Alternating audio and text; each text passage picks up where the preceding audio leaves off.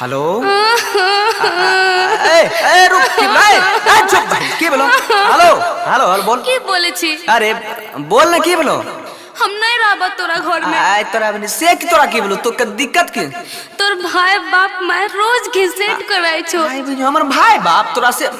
तू कुछ नहीं ओकरा बोले छी तो कोढ़िया भड़वा हमरा पर ध्यान नहीं दै छी रे ए जो है अरे बुझ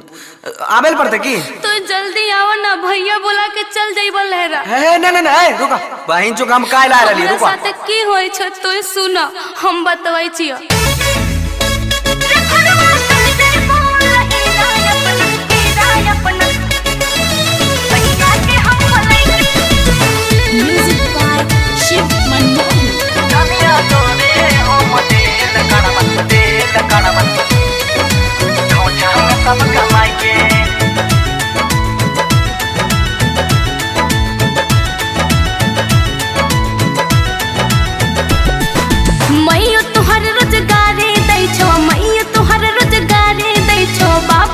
गरमाई के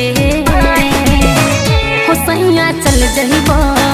हो राजा चल जइबो हो सैया चल जइबो लहीरा अपना भैया के हम बोलै के हो सैया चल जइबो लहीरा अपना भैया के हम बोलै के सुनला हम बोलै के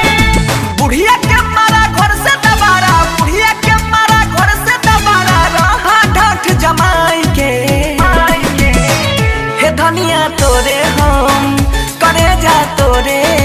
हम हे रानी तोरे हम देल कड़वा खौछा में सब कमाई के हे धनिया तोरे हम देल कड़वा खौछा में सब कमाई के 1 रुपया केकरो नहीं मिलता है तू डरियो नहीं हम छिए हम तोरे हम देल कड़वा खौछा में सब कमाई के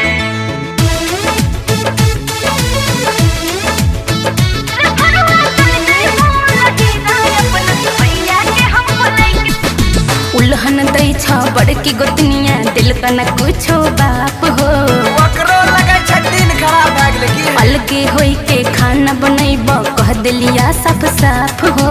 किए ना करे सो तनी भावर साफ जब तक हम न अइबा धनिया रहिहा चुपे चाप हे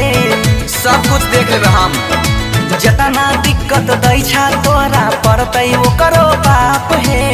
बस एक एक भगवान पर आस रखा सब न के करो बोले सुनो सब न के करो बोले सुनो मरबा आग लगाई के अरे बाप ऐसा नहीं करला है हो सैया चल जइबो राजा चल जइबी नहीं तो नहीं सैया चल जइबो लहीरा अपना भैया के हम बोलै के हो सैया चल जइबो लहीरा अपना भैया के हम बोलै के एको पल नहीं रहबा तू चल जेबो त हमहु नहीं घोड़े बा धनिया तोरे हम देल कड़वा खौछा में सब कमाई के